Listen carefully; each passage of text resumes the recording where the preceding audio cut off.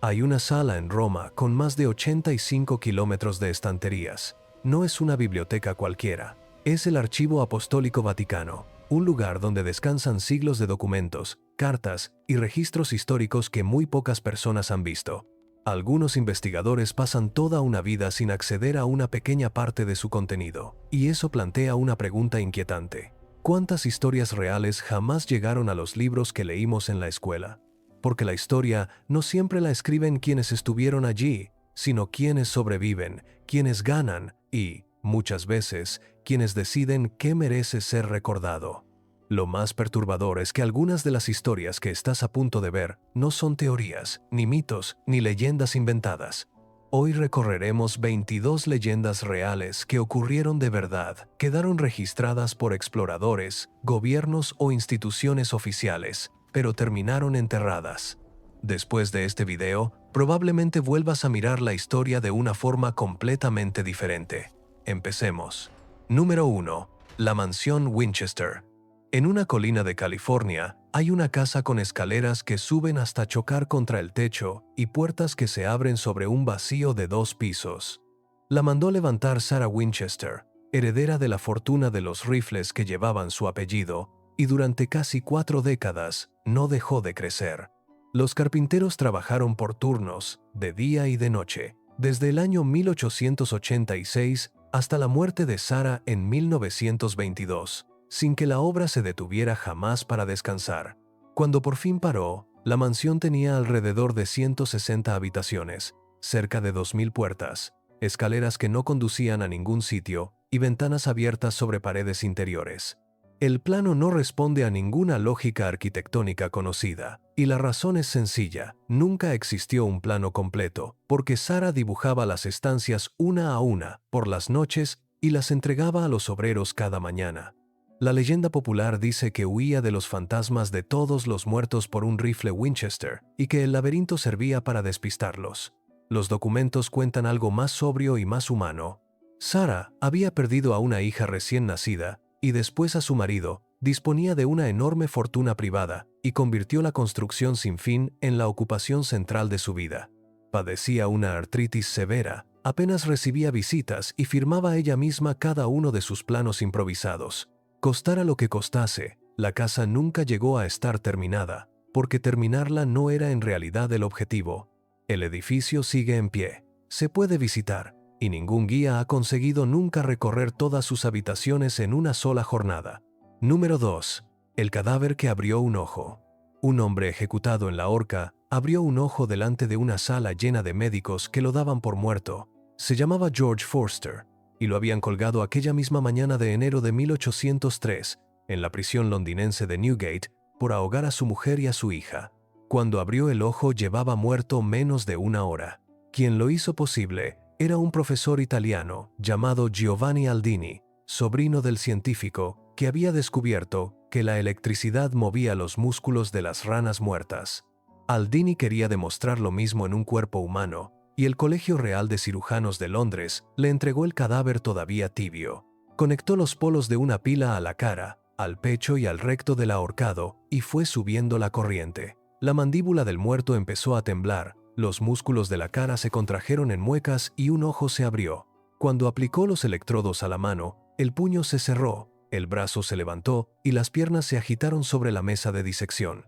Para los presentes, aquello ya no parecía un experimento. Parecía un ahorcado tratando de incorporarse sobre la mesa. Según las crónicas de la época, un ayudante del recinto quedó tan aterrado que enfermó y murió poco después, y Aldini continuó aplicando corriente durante más de 7 horas. 14 años más tarde, una joven inglesa que había crecido oyendo hablar de estos experimentos con cuerpos y chispas, se sentó a escribir una novela sobre un científico que fabrica vida con retazos de muertos. Se llamaba Mary Shelley, y su criatura tenía un origen muy concreto. Nació de mesas de disección como aquella de Newgate. ¿Hasta dónde habría llegado Aldini si el cuerpo hubiera resistido más corriente? ¿Y en qué punto exacto un experimento deja de serlo? Número 3. La medicina hecha de cadáveres. Durante más de 300 años, las farmacias de media Europa vendieron polvo de cadáver humano como remedio de lujo. No es una metáfora ni una exageración de folletín, porque figuraba en los recetarios oficiales, tenía precio de mercado y lo consumían los propios reyes. El producto estrella se llamaba mumia y, en teoría, era momia egipcia molida. La demanda creció tanto que, cuando escasearon las momias antiguas, algunos comerciantes empezaron a desecar cuerpos recientes para venderlos como si tuvieran milenios. Se recetaba contra los golpes, las hemorragias y casi cualquier dolencia interna, pero la momia era solo el principio. Los boticarios ofrecían también grasa humana para las articulaciones, cráneo pulverizado contra la epilepsia y sangre fresca, que algunos enfermos bebían al pie del cadalso, todavía caliente, recogida del cuello del recién ejecutado. El propio rey Carlos II de Inglaterra pagaba por una receta llamada las gotas del rey, destilada a partir de cráneo humano triturado, y la tomaba con regularidad. Reconozco que tuve que releer las fuentes varias veces antes de aceptar que todo esto figuraba, con la mayor naturalidad, en los manuales de farmacia de la época. Para hacerse una idea del tamaño del negocio, conviene pensar que durante generaciones, el cuerpo humano fue un ingrediente de farmacia tan corriente como hoy lo es el paracetamol, y aparecía en los mismos catálogos que las hierbas y los minerales. La misma Europa que juzgaba y quemaba a otros por acusaciones de canibalismo, tenía el canibalismo medicinal recetado por sus médicos titulados. El comercio se apagó muy despacio, a lo largo de generaciones, a medida que la medicina dejó de creer que la fuerza vital de un muerto pudiera pasar al cuerpo de un vivo. Número 4. La computadora de hace 2000 años, en un bloque de bronce corroído, sacado del fondo del mar entre restos de ánforas y estatuas, había engranajes cortados con una precisión que no volvería a verse en más de 1000 años. ¿Cómo llega una máquina de relojería al mundo antiguo siglos antes de que existiera el reloj mecánico? La respuesta está hoy en una vitrina de Atenas. Unos buscadores de esponjas encontraron en 1901 los restos de un naufragio romano frente a la isla de Antiquicera.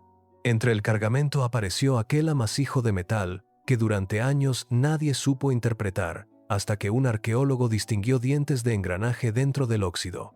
Hoy sabemos que el mecanismo de Antiquicera se construyó entre los años 150 y 100 a.C. y que era una calculadora astronómica. Con más de 30 ruedas dentadas encajadas unas en otras, predecía los eclipses de sol y de luna y seguía el ciclo de 19 años de las fases lunares. Incluso marcaba en qué año tocaban los Juegos Olímpicos, con instrucciones de uso grabadas en el bronce como un manual. Para medir el salto, basta un dato. Nada de complejidad mecánica comparable vuelve a aparecer en el registro arqueológico hasta los relojes astronómicos de las catedrales medievales, más de 1000 años después.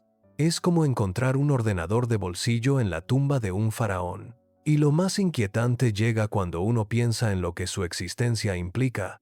Un objeto de esa complejidad no se inventa de golpe, así que hubo toda una tradición de ingeniería antigua que lo hizo posible y que se perdió sin dejar más rastro que esta única pieza rescatada del mar. Número 5.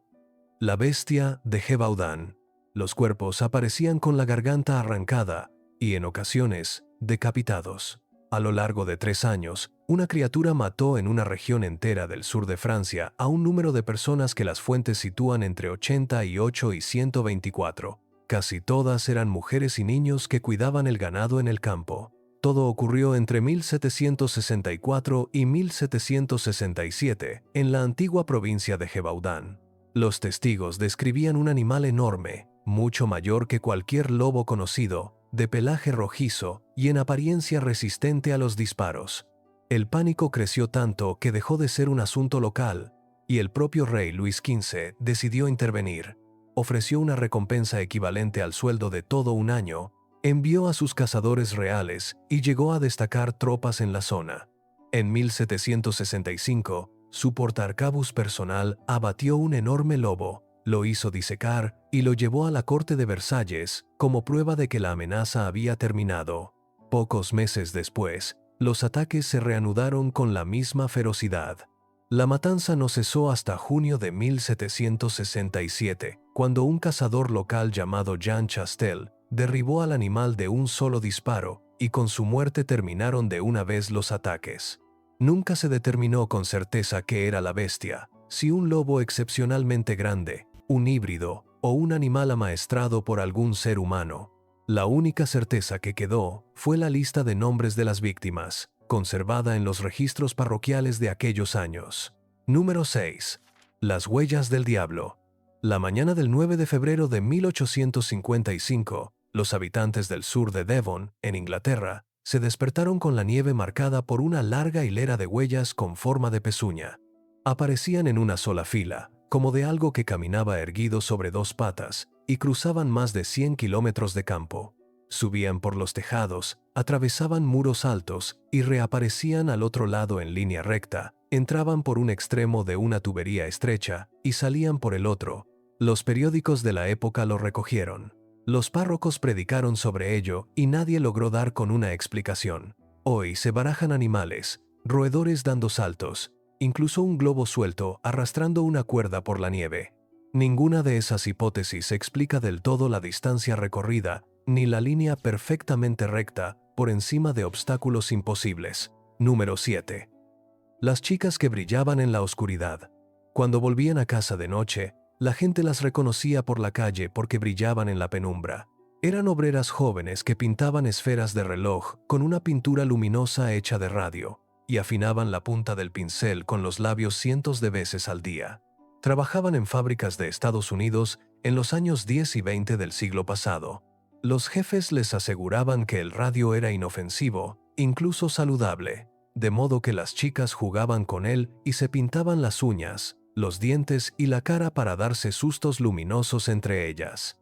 Con cada pincelada que afilaban entre los labios, tragaban una dosis mínima de material radiactivo, y el cuerpo humano confunde el radio con el calcio y lo deposita en los huesos. A los pocos años empezaron los desastres. Las mandíbulas se les deshacían literalmente dentro de la boca, hasta el punto de que un dentista bautizó aquel cuadro como mandíbula de radio. Sufrían anemias graves, fracturas espontáneas y tumores, y cuando enterraban a algunas de ellas, sus huesos seguían siendo radiactivos dentro del ataúd. La empresa conocía el peligro y lo ocultó, porque sus propios químicos manejaban el radio protegidos con blindajes de plomo, mientras animaban a las trabajadoras a llevárselo a la boca. En 1927, 5 de aquellas mujeres, ya moribundas, se atrevieron a demandar a la compañía. Ganaron una indemnización mínima y no vivieron mucho más, pero su caso obligó por primera vez a reconocer legalmente la responsabilidad de una empresa por enfermar deliberadamente a sus empleados. Cada norma de seguridad laboral que hoy protege a un trabajador frente a una sustancia tóxica desciende, en parte, de unas obreras a las que enterraron brillando.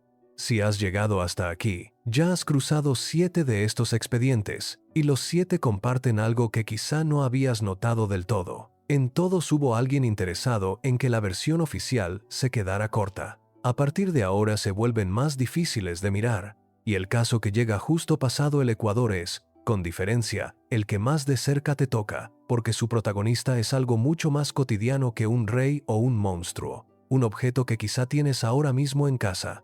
Número 8. La barra que atravesó un cerebro. Una barra de hierro de más de 1 metro de largo y unos 3 centímetros de grosor le entró por debajo del pómulo izquierdo y le salió por lo alto del cráneo, y el hombre siguió hablando. Se llamaba Phineas Gage y trabajaba como capataz de una cuadrilla de ferrocarril. Fue el 13 de septiembre de 1848 en Vermont. Gage compactaba pólvora dentro de un barreno con aquella barra cuando saltó una chispa. La explosión convirtió el hierro en un proyectil que le atravesó la cabeza limpiamente y aterrizó a más de 20 metros, manchado de sangre y de tejido cerebral. Gage se desplomó, tuvo unas convulsiones y minutos después se levantó y volvió a hablar. Caminó con ayuda hasta una carreta, se mantuvo erguido durante todo el trayecto y al llegar le dijo al médico una frase que quedó registrada para siempre: «Aquí tiene usted trabajo de sobra». Sobrevivió más de 11 años a semejante herida.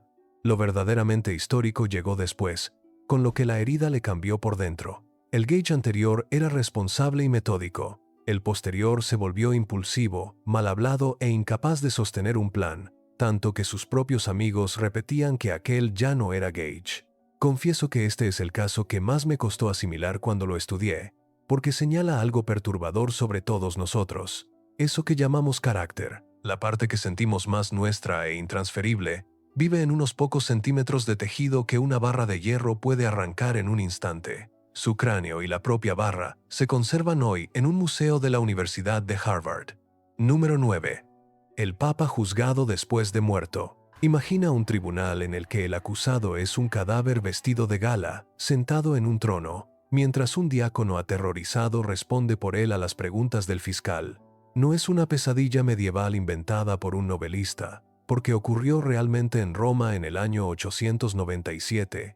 El muerto era el Papa Formoso, fallecido 9 meses antes. Su sucesor en la lucha por el poder, el Papa Esteban VI, ordenó desenterrar el cuerpo en descomposición.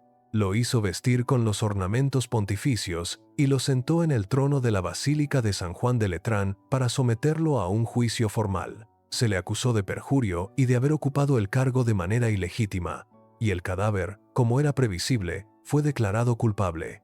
Como castigo anularon todos sus actos como papa, le cortaron los 3 dedos con los que impartía la bendición y arrojaron el cuerpo al río Tíber. Para dimensionar la magnitud del disparate, conviene recordar de qué hablamos. Es la máxima autoridad de la cristiandad occidental, organizando el proceso judicial de un difunto, con acta, cargos y sentencia, en la sede central de su propia iglesia. La escena tenía además un detalle grotesco. Un diácono aterrorizado tenía que agacharse junto al cuerpo y responder en su nombre, poniendo voz al Papa muerto. La historia tuvo además un giro casi inmediato. El espectáculo repugnó de tal modo al pueblo de Roma que Esteban VI perdió a sus aliados, fue encarcelado por sus propios rivales y murió estrangulado en la celda pocos meses después, dentro de ese mismo año. El cuerpo de Formoso, recuperado del Tíber por un ermitaño, fue devuelto a su tumba, y un concilio posterior anuló aquel juicio y prohibió para siempre volver a procesar a un cadáver. Número 10. La Condesa de la Sangre. En un castillo de los Cárpatos, una noble húngara acumuló durante años un número de víctimas que la tradición llega a elevar hasta las 600, cifra que la convertiría en la asesina en serie más prolífica de la historia registrada. Se llamaba Isabel Bathory. Vivió entre finales del siglo XVI y comienzos del XVII en el seno de una de las familias más poderosas de Hungría, emparentada con reyes y príncipes de media Europa. Las acusaciones, recogidas en un juicio real con cientos de testimonios, describían la tortura y el asesinato de muchachas jóvenes llevadas al castillo como sirvientas. La leyenda posterior añadió el detalle que la hizo célebre para siempre, según el cual se bañaba en la sangre de sus víctimas para conservar la juventud. Ese baño de sangre no aparece en las actas del proceso, y casi con seguridad es un adorno inventado mucho más tarde. Lo que sí consta por escrito es una lista larga de nombres, junto a testigos que hablaban de decenas o centenares de muertas y varios cómplices que fueron ejecutados por su participación en los crímenes. Para entender por qué su nombre casi desaparece de los libros conviene mirar el desenlace. A ella, por su rango y sus alianzas familiares, no la ejecutaron, sino que la emparedaron. Tapiaron las puertas y ventanas de una habitación de su propio castillo, dejando apenas una ranura para pasarle la comida, y allí vivió encerrada hasta morir años después. Cuánto hubo de crimen real y cuánto de conspiración política para arrebatarle sus tierras es algo que los historiadores todavía sopesan, porque el mismo poder que la salvó de la horca tenía también motivos para desear su caída. Número 11. Los niños verdes. La crónica del abad Ralph de Coggeshall, escrita en Inglaterra a comienzos del siglo XIII. Aparecieron 2 niños, un varón y su hermana, con toda la superficie del cuerpo teñida de verde, vestidos con ropas de un material desconocido. Vagaban perdidos por los campos, y ningún hombre comprendía su lengua. Ocurrió, según 2 cronistas distintos de la época, en la aldea de Woolpit, hacia el año 1150. Los aldeanos hallaron a los 2 niños junto a unos fosos cavados para atrapar lobos. Tenían la piel de color verde, hablaban un idioma que nadie reconocía y, al principio, se negaban a comer cualquier cosa que no fueran habas crudas. El varón enfermó y murió al poco tiempo. La niña sobrevivió, perdió poco a poco el color verde de la piel y aprendió a hablar la lengua del lugar. Y entonces contó de dónde venían. Dijo que procedían de una tierra subterránea de penumbra perpetua, habitada por gente de piel verde, y que se habían perdido siguiendo el sonido de unas campanas hasta salir, deslumbrados, a la luz de nuestro mundo.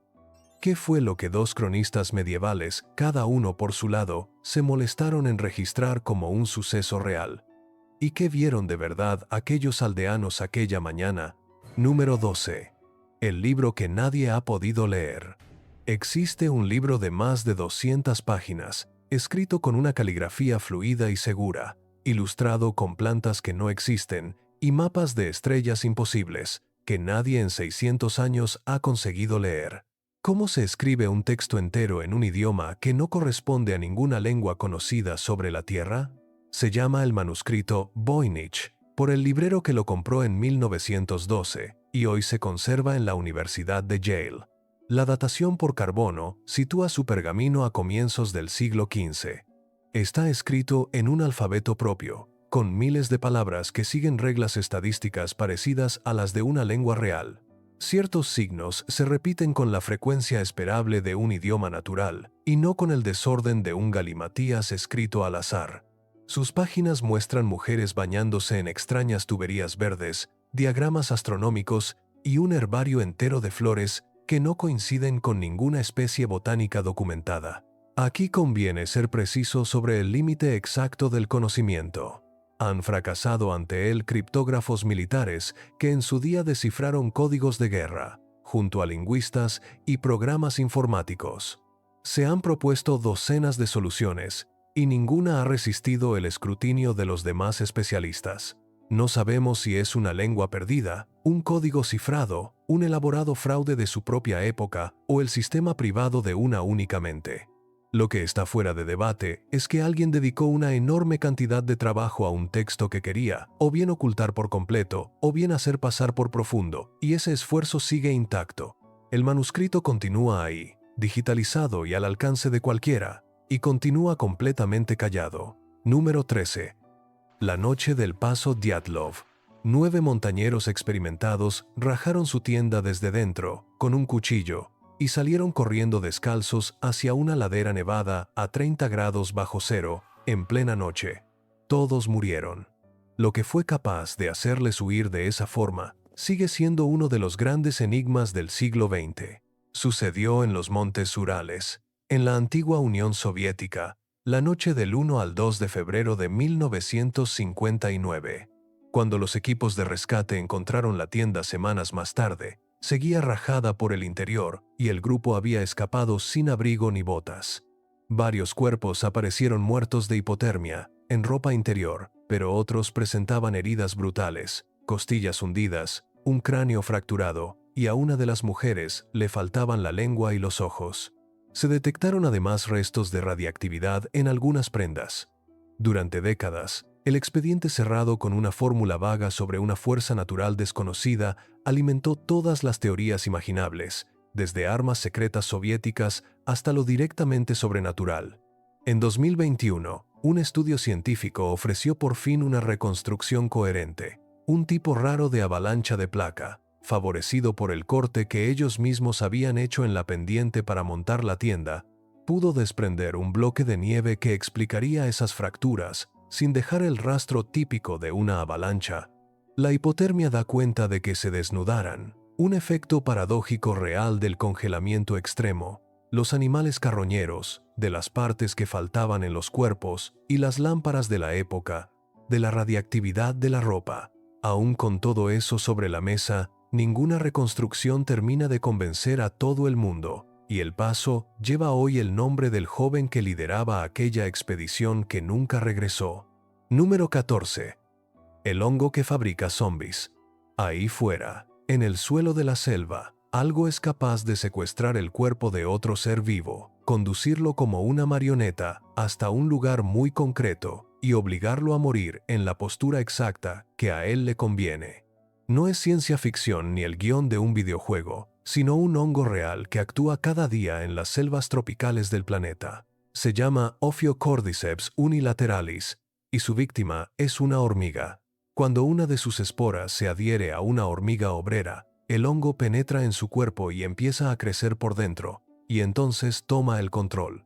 Empuja a la hormiga a abandonar su columna y la obliga a trepar por un tallo hasta una altura muy precisa, alrededor de 25 centímetros del suelo. Allí la fuerza a morder con toda su fuerza la nervadura de una hoja, casi siempre orientada hacia el norte. Es lo que los científicos llaman el mordisco de la muerte, porque la hormiga se queda clavada allí y muere poco después. Pasados unos días, del cuello del cadáver brota un tallo del hongo que dispara nuevas esporas sobre las hormigas que caminan debajo, y el ciclo vuelve a empezar. Y aquí llega el detalle que lo hace aún más extraño. Durante mucho tiempo se creyó que el hongo invadía el cerebro del insecto, pero los estudios recientes muestran justo lo contrario, porque el cerebro queda intacto. El hongo controla directamente los músculos, como quien mueve una marioneta tirando de los hilos sin llegar a tocar la cabeza que piensa, de modo que la mente de la hormiga sigue viva, encerrada, mientras su cuerpo obedece a otro. La próxima vez que oigas la palabra zombie como una simple fantasía de cine, recuerda que en el suelo de cualquier selva tropical eso ocurre de verdad, a escala de insecto, millones de veces al año. Vamos por la mitad exacta, y estos primeros 20 minutos han sido apenas el calentamiento. Lo que queda es la parte que el archivo tarda más en soltar: una ciudad borrada del mapa por una explosión, un cadáver con un código que tardó 73 años en tener nombre, y un refugio secreto capaz de esconder a un país entero. Quédate, porque el penúltimo expediente es el que ninguno de los otros 21 logra igualar. Número 15. El día que una ciudad desapareció del mapa. Antes de la bomba atómica, la explosión más grande jamás provocada por el ser humano no ocurrió en un campo de pruebas, sino en el puerto de una ciudad llena de gente. Un barco cargado con casi 3.000 toneladas de explosivos chocó contra otro buque y empezó a arder a la vista de todos. Fue el 6 de diciembre de 1917, en Halifax, Canadá. El carguero francés Mont Blanc, repleto de material de guerra, colisionó con otro barco y se incendió en el estrecho del puerto. La gente se acercó a las ventanas y se agolpó en los muelles para ver el fuego, sin sospechar lo que aquel barco transportaba en sus bodegas. Cuando por fin estalló, liberó una energía equivalente a unos 3 kilotones, arrasó por completo un barrio entero de la ciudad, mató a cerca de 2.000 personas e hirió a otras 9.000. La onda de choque reventó cristales a 80 kilómetros de distancia y levantó una ola que arrastró embarcaciones tierra adentro. Para situar la magnitud, basta decir que fue la mayor explosión de fabricación humana de toda la historia hasta Hiroshima, casi 30 años más tarde. La fuerza fue tal que uno de los pedazos del barco, el eje de un ancla que pesaba más de media tonelada, salió despedido y cayó a varios kilómetros del puerto. Muchos de los que perdieron la vista aquel día la perdieron precisamente por asomarse a mirar el incendio, cuando la onda expansiva hizo estallar los vidrios contra sus caras. En medio del desastre quedó un gesto que la ciudad no ha olvidado. Un telegrafista del ferrocarril, Vince Coleman, supo que un tren de pasajeros se acercaba al puerto y decidió quedarse en su puesto para enviar un último mensaje que detuviera el convoy. Alcanzó a avisar antes de que la explosión lo matara. La ciudad quedó cubierta de escombros y, esa misma noche, la golpeó una ventisca que sepultó bajo la nieve a los heridos que todavía no habían sido rescatados. Número 16. La Biblia del Diablo. Para levantar del suelo este libro medieval, hacen falta 2 personas. Pesa alrededor de 75 kilos, mide casi 1 metro de alto, y para fabricar sus más de 600 páginas, se necesitó la piel de unos 160 animales. Se llama Codex Gigas. La leyenda cuenta que un monje condenado a morir emparedado prometió escribir en una sola noche el libro más grande del mundo y que, incapaz de lograrlo por sí solo, vendió su alma al diablo a cambio de ayuda. Por eso incluye, a página completa, un retrato del demonio de casi medio metro que le ha dado su apodo. La caligrafía es tan uniforme de principio a fin que durante siglos alimentó la idea de una escritura sobrenatural hecha de una sola sentada. Hoy se calcula que una sola mano necesitó más de 20 años para completarlo. Número 17. El hombre sin nombre de la playa. Un hombre bien vestido apareció muerto, apoyado contra un murete, en una playa australiana. No llevaba ninguna identificación. Las etiquetas de su ropa habían sido arrancadas y, en un bolsillo secreto cosido dentro del pantalón, había un trozo de papel con 2 palabras en persa. ¿Quién se molesta en borrar su propia identidad antes de morir? Fue el 1 de diciembre de 1948 en Somerton, cerca de la ciudad de Adelaida. La autopsia no halló una causa clara de muerte y no encontró coincidencia con ninguna persona desaparecida. El papel decía Tamam Shud, que en persa significa ha terminado, y estaba arrancado de la última página de un libro de poesía del poeta Omar Khayyam. La policía pidió ayuda al público para localizar ese ejemplar concreto, y un hombre acabó entregando el libro exacto del que faltaba el trozo. Dentro encontraron 2 cosas: una serie de letras escritas a mano que parecían un código y que nadie ha logrado descifrar hasta hoy, y el número de teléfono, apuntado a lápiz, de una enfermera que vivía a pocos minutos de la playa donde apareció el cuerpo. Ella nunca reconoció conocer al muerto. Todo ello, en plena Guerra Fría, disparó las teorías de espionaje. El misterio se prolongó durante 73 años. En 2022, un investigador de la Universidad de Adelaida extrajo ADN de unos cabellos conservados en la mascarilla mortuoria del hombre y consiguió por fin ponerle nombre: Carl Webb, un ingeniero eléctrico nacido en Melbourne. Y aún con el nombre sobre la mesa, siguen sin conocerse las circunstancias de su muerte ni la razón por la que llevaba todas las etiquetas cortadas. La ciencia le devolvió una identidad, pero no una explicación para su final. Número 18. La explosión sin cráter. Una mañana, en mitad de Siberia, algo estalló en el cielo con una fuerza equivalente a cientos de bombas atómicas y aplastó un bosque del tamaño de una gran ciudad. No cayó ningún meteorito al suelo, y no quedó ningún cráter que señalar. Ocurrió el 30 de junio de 1908, sobre la remota cuenca del río Tunguska. Un cuerpo procedente del espacio, probablemente un asteroide o un fragmento de cometa, entró en la atmósfera y se desintegró en el aire, a varios kilómetros de altura, liberando una energía que se estima en torno a los 15 megatones.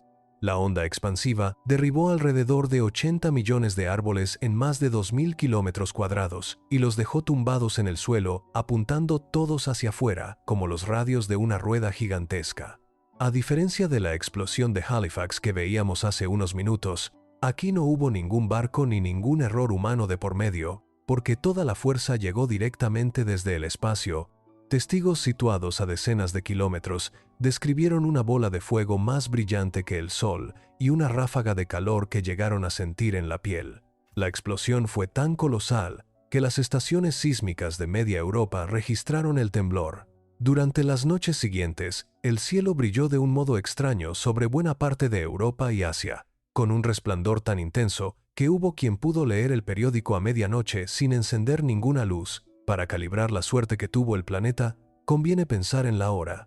Si el mismo objeto hubiera llegado unas horas más tarde, con la rotación de la Tierra, habría estallado sobre una capital europea en lugar de sobre la taiga vacía. Hoy la palabra Tunguska nombraría una de las mayores catástrofes urbanas de la historia. La primera expedición científica seria no alcanzó la zona hasta casi 20 años después y todavía encontró el bosque derribado, kilómetros y kilómetros de troncos apuntando al punto exacto donde el cielo había reventado. Número 19. Los hermanos y las 140 toneladas. En una mansión del barrio de Harlem, en Nueva York, 2 hermanos ancianos vivían encerrados entre pasillos de basura acumulada durante décadas, protegidos por trampas caseras que ellos mismos habían montado contra los intrusos. Eran Homer y Langley Collier, y murieron en marzo de 1947. La policía tardó días en abrirse paso entre montañas de periódicos, muebles y objetos amontonados, y al final retiró de la casa más de 140 toneladas de cosas. Langley murió aplastado por una de sus propias trampas, sepultado bajo una avalancha de periódicos, mientras llevaba comida a su hermano ciego e inválido, que murió de hambre pocos metros más allá, esperándolo en la oscuridad. Los bomberos de Nueva York todavía usan hoy el apellido Collier como código para una casa intransitable. Número 20. El oro que nunca apareció. Un ejército cargaba por los Andes con toneladas de oro para pagar el rescate de un rey preso, cuando llegó la noticia de que a ese rey ya lo habían ejecutado. El general que dirigía la caravana tomó entonces una decisión que aún hoy sigue llevando buscadores de tesoros a morir en la montaña. El rey era Atahualpa, el último emperador inca, capturado por Francisco Pizarro. A cambio de su libertad, los incas llenaron una habitación entera de oro y otra de plata, un rescate colosal como jamás se había visto. Pizarro cobró el rescate y, aún así, ordenó ejecutar a Atahualpa el 26 de julio de 1533. Según la tradición, el general Rumiñahui traía todavía una parte enorme del tesoro cuando le llegó la noticia de la muerte de su emperador. En lugar de entregarlo a los españoles, lo desvió hacia la cordillera de los Yanganates, en el actual Ecuador, y lo escondió en algún punto de aquellas montañas de niebla perpetua. Capturado y torturado después, Rumiñahui murió sin revelar jamás el lugar. Conviene marcar aquí el límite exacto entre el dato y la leyenda. Que hubo un rescate y una ejecución está perfectamente documentado en las crónicas. Que Rumiñahui ocultó el oro procede solo de la tradición, y las cifras que se manejan, que algunas versiones elevan hasta cientos de toneladas, carecen por completo de confirmación. Lo único comprobable es que, durante casi 5 siglos, decenas de expediciones han entrado en los Yanganates a buscarlo y ninguna ha vuelto con él. ¿Guardan esas montañas el mayor tesoro perdido de América? ¿O solamente una historia que ha resultado más valiosa que el oro que promete? Número 21. El búnker bajo el hotel de lujo. Durante 30 años, bajo uno de los hoteles más elegantes de Estados Unidos, existió un refugio secreto con capacidad para poner a salvo, en caso de guerra nuclear, a los 535 miembros del Congreso al completo. Y las mismas personas que veraneaban en ese hotel no tenían la menor idea de que dormían justo encima. El hotel es el Greenbrier, en Virginia Occidental, un resort de 5 estrellas donde políticos y millonarios pasaban sus vacaciones. Entre 1959 y 1962, el gobierno excavó bajo una de sus alas un búnker gigantesco con el nombre en clave de proyecto Isla Griega. Tenía más de 1000 literas, salas separadas donde el Senado y la Cámara de Representantes podrían haber seguido reuniéndose bajo tierra, enormes depósitos de agua, una zona de descontaminación y un incinerador de basura diseñado para funcionar también como crematorio. Las puertas de acero pesaban toneladas. Un equipo encubierto, que se hacía pasar por una empresa de televisión, mantuvo las instalaciones a punto durante décadas, renovando la comida y las medicinas mientras los huéspedes tomaban el sol sobre sus cabezas sin sospechar nada. El secreto acabó cediendo ante una cosa que ni el hormigón ni las puertas blindadas podían detener, que fue un periodista. El 31 de mayo de 1992, el diario The Washington Post publicó la existencia del búnker, y en cuanto salió a la luz quedó inservible para su propósito y el gobierno lo clausuró. Piénsalo un momento. La sala donde iba a refugiarse el poder legislativo de una superpotencia estuvo terminada, abastecida y en espera durante toda la Guerra Fría, a pocos metros de gente que bebía cócteles sin imaginarlo. Y hoy se puede visitar como una simple atracción turística. Número 22. La ciudad que devolvió la selva. Bajo una de las selvas más impenetrables de Centroamérica, dormía el contorno de una ciudad entera que nadie había pisado en siglos, y nadie lo supo hasta que un avión lo dibujó con un láser. Aquella aeronave sobrevoló la jungla en 2015, disparando millones de pulsos contra el suelo para trazar lo que se escondía bajo las copas de los árboles. Cuando limpiaron la maleza del mapa, aparecieron plazas, terrazas y avenidas. Ocurrió en La Mosquitia, en Honduras, la región que durante generaciones había alimentado la leyenda de la Ciudad Blanca, una metrópoli perdida en la jungla. La tecnología, llamada LIDAR, atravesó la vegetación y reveló las huellas de una civilización desconocida, con canales, caminos, cimientos de edificios y campos de cultivo en terraza. Los arqueólogos hicieron enseguida una advertencia importante. Aquello no era la Ciudad Blanca de una sola leyenda. Eran los restos de todo un pueblo del que apenas sabíamos nada, repartido en muchos asentamientos. Un pueblo que floreció, construyó y luego se esfumó, probablemente arrasado por enfermedades traídas desde Europa, contra las que no tenía ninguna defensa. Los propios exploradores que entraron a pie contrajeron un parásito que devora la carne, en un recordatorio brutal de por qué aquella selva había podido guardarse su secreto durante tanto tiempo. Y esa es, quizá, la idea con la que conviene quedarse. Empezamos hablando de 85 kilómetros de estanterías en Roma, de todo lo que se guarda bajo llave y cristal. Pero los archivos más grandes no están dentro de ningún edificio. Están bajo la nieve de un paso de montaña, en el fondo de un puerto, dentro de un libro que nadie sabe leer y bajo las raíces de una selva que tuvo que ser vista con un láser para recordarnos que seguía ahí.